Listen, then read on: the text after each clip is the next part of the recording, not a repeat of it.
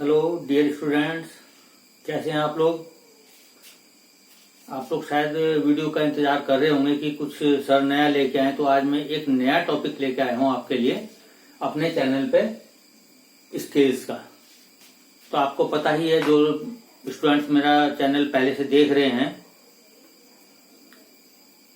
Engineering and machine drawing गुरुजी, ये मेरे channel का नाम है। और वीडियो देखने के बाद करें चाहे आप पहले करें, एक तो यह है जो नए स्टूडेंट्स हैं वो मेरे चैनल को सब्सक्राइब जरूर करें, लाइक करें, कमेंट्स लिखें कि सर हमें इस चीज में थोड़ी सी नॉलेज और चाहिए, और इसको शेयर करें। आप व्हाट्सएप पे कर सकते हैं, इंस्टाग्राम में कर सकते हैं, और किसी और उस पर भी कर सकते हैं, सोशल मीडिया पे बहुत सारे हैं। तो मैं हर बार आपके लिए एक नई नई चीज लेकर आता हूँ। आज का जो मैं टॉपिक लेकर आया हूँ आपके लिए स्केल्स है, और स्केल्स जो है ये पॉलिटेक्निक की ड्राइंग्स के अंदर क्वेश्चन में आता है। फर्स्ट ईयर की जो फर्स्ट सेम या सेकंड सेम की ड्राइंग है, इंजीनियरिंग ड्राइंग पॉली के पेपर में, उसके अंदर आता है। अब बात करते हैं स्केल्स की। ठीक है, स्केल्स कितनी तरह के होते हैं। एक्चुअली क्या है कि एक क्वेश्चन इस तरह से आता है कि हमें एक ऑब्जेक्ट की लेंथ दी हुई है, यानी कि उसकी यूनिट दी हुई है किलोमीटर या मीटर या सेंटीमीटर, और आपने इसको स्केल पर शो करना है, चार्ट के ऊपर शो करना है स्केल्स बना के। तो हम एक आर्टिफिशियल स्केल बना लेते हैं। अब थोड़ा सा ध्यान दें इसे जरा है। ऑब्जेक्ट डेफिनेशन है स्केल्स की, क्या what are the scale? The proportion by which we either reduce or increase the actual size of the object. Drawing is known as simple or plain scale.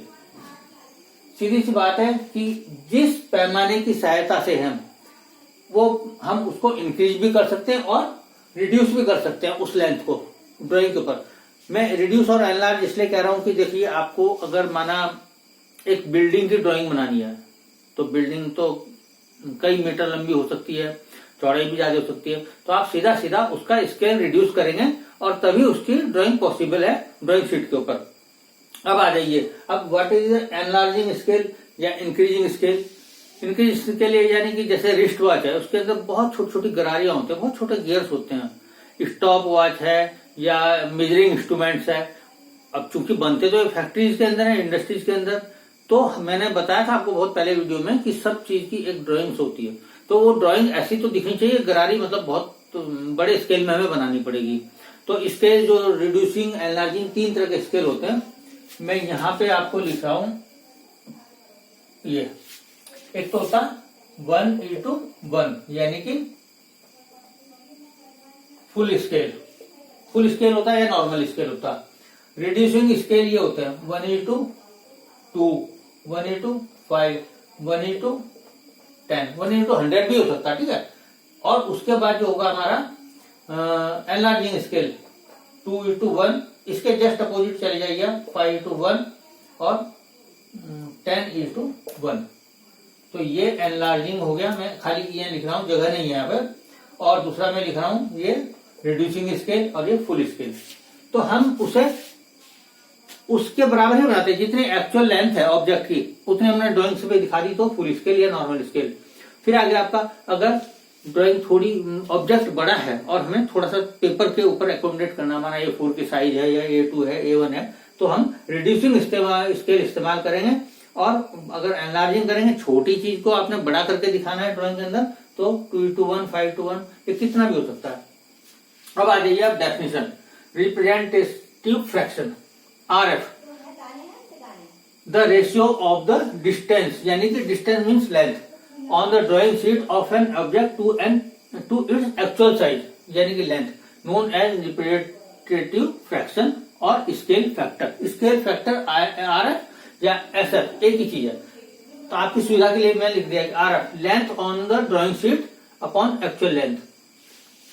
माना हम यहां 1 दिखा रहे हैं, ठीक है, 1 सेंटीमीटर से मैं दिखा रहा हूं, और एक्चुअल लेंथ कितनी है 1 मीटर ऑब्जेक्ट की।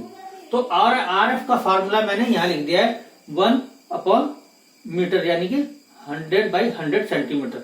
तो ये दोनों यूनिट हमें एक करनी होंगी, यानी कि सेम यूनिट यहां भी लिखा मैंने। अच्छा, अब नेक्स्ट आते हैं टाइप ऑफ स्केल। तो एक होता प्लेन स्केल, एक डायगोनल स्केल। अगर हमें सिर्फ 2 यूनिट दिखानी है, ओनली 2 यूनिट, यानी कि मीटर एंड सेंटीमीटर या मीटर और डेसीमीटर, तो हम क्या करेंगे, प्लेन स्केल का यूज करेंगे। डायगोनल स्केल तब हम यूज करते हैं ड्राइंग के लिए जब हमें 3 यूनिट कोई मेजरमेंट दिखानी होती है, किलोमीटर, मीटर, सेंटीमीटर। ठीक है, अगर 3 यूनिट दिखानी है तो आप डायगोनल इस्तेमाल करेंगे। वो मैं नेक्स्ट वीडियो में बताऊंगा आपको, क्योंकि कुछ क्वेश्चंस भी मैं आपको कराऊंगा, इस समय पॉसिबल नहीं है सब चीज। आप सिर्फ ये देखें कि plane scale, diagonal scale, scales क्या है, आरएफ क्या है। आरएफ तो एक तरह से वो रेशियो है जो हम ड्राइंग शीट पर लेते हैं, जो ड्राइंग शीट पर जो लेंथ दिखाई है और उससे एक्चुअल साइज के अकॉर्डिंग, ठीक है, वो आरएफ हो गई। यानी कि हम कैसे प्रेजेंट कर रहे हैं उस फुल लेंथ को ड्राइंग शीट पर। अब आ जाइए construction of scale on drawing sheet. अगर माना ये ड्राइंग शीट है और आपको कोई मेजरमेंट दिए हुए कि भाई मीटर एंड डेसीमीटर में नाप लीजिए, आप मीटर और सेंटीमीटर में नाप लीजिए, तो दिया होगा कि 4 मीटर और 5 सेंटीमीटर, आप एक स्केल कंस्ट्रक्शन कर लीजिए। वो हम आगे बढ़ेंगे, लेकिन मैं बताता हूं कि आपको अब 3 इंपॉर्टेंट चीजें क्या हैं जो आपको एक इंजीनियरिंग स्केल बनाने के लिए चाहिए। तो आपको 3 चीजों का पता होना चाहिए। 1 इज आरएफ, रिप्रेजेंटेटिव फ्रैक्शन। अब इसमें दिया है कि हम देखिए, अगर मीटर को हम सेंटीमीटर में कन्वर्ट कर रहे हैं तो ये सेम यूनिट हो जाएगी, ठीक है। तो 1 सेंटीमीटर इक्वल टू 1 मीटर, तो 1/1 इंटू 10 इंटू 10 यानी कि 1/100, यानी कि 1:100। स्केल 1/100 का आ गया। अच्छा, दूसरी चीज यूनिट टू बी मेजर्ड। अब मीटर मेजर्ड करने हैं आपने या किलोमीटर करने हैं, वो 3 चीज, दूसरी चीज होनी चाहिए। तीसरी चीज की लेंथ ऑफ द स्केल। तो लेंथ ऑफ द स्केल कैसे निकलेगी, हम एक्चुअल जो जितना नापना है उसको आरएफ से मल्टीप्लाई कर देंगे और हमारे लेंथ निकल जाएगी। कई बार क्या होता है, किसी क्वेश्चन में लेंथ नहीं दी जाती है, तो आप अप्रोक्सीमेटली आईडी से 12 से 15 सेंटीमीटर के बीच में ले लें और उसको उतने ही डिवीजन में डिवाइड करें जितना आपको चाहिए, ठीक है। तो आरएफ इंटू एक्चुअल लेंथ, तो आपका स्केल की वो निकल जाएगी। तो ये रफली जो है आपका 12 से 15 सेंटीमीटर, यानी कि करीबन इंच में भी कर सकते हैं आप कन्वर्टेशन, लेकिन आप कोशिश रहेगी 12 से 15 सेंटीमीटर के बीच में वो लाइन होनी चाहिए और उसमें डिवाइड करने हैं। तो फ्रेंड्स, ये था मेरा स्केल के ऊपर एक्सपीरियंस कि आपको किस तरह से ये 3 चीज बहुत जरूरी है आपके लिए। आर है unit to be measured and length of the scale, तो 12 से 15 के बीच में आती है। और दूसरी बात है कि जब भी आप कोई कैलकुलेशन करें तो आरएफ को सेम यूनिट में कन्वर्ट करें, ठीक है। और जो लेंथ आपको उस पर निकालनी है ड्राइंग शीट पे, तो उसके लिए एक्चुअल लेंथ से मल्टीप्लाई करते हैं, आपका स्केल की लेंथ आ जाएगी, 12 आ जाएगी, 14 आ जाएगी, 15 आ जाएगी, ठीक है। तो उम्मीद है कि आपकी समझ में ये चीज आ गई होगी। अगली वीडियो में कुछ इस तरह के क्वेश्चन डालूंगा जो कि प्लेन स्केल पर भी होंगे और डायगोनल पे भी। तो पॉलिटेक्निक के पेपर में प्लेन स्केल पर भी आते हैं और डायगोनल पे भी आते हैं। अगर प्लेन स्केल का होगा तो ये क्वेश्चन 10 नंबर का होगा, और अगर डायगोनल स्केल पे आता तो आपका 20 नंबर का होगा।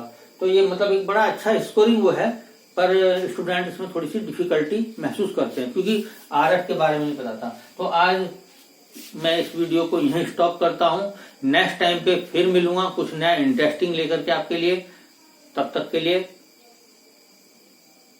बाय, और फिर मिलते हैं आपके साथ, ठीक है। तो आप इसको देख लीजिए, हर वीडियो का आप एक बार ठीक से बिना स्किप करके चला के देखिए। बहुत लंबी वीडियो नहीं है और इससे आपको बहुत ज्यादा हेल्प मिलने वाली है।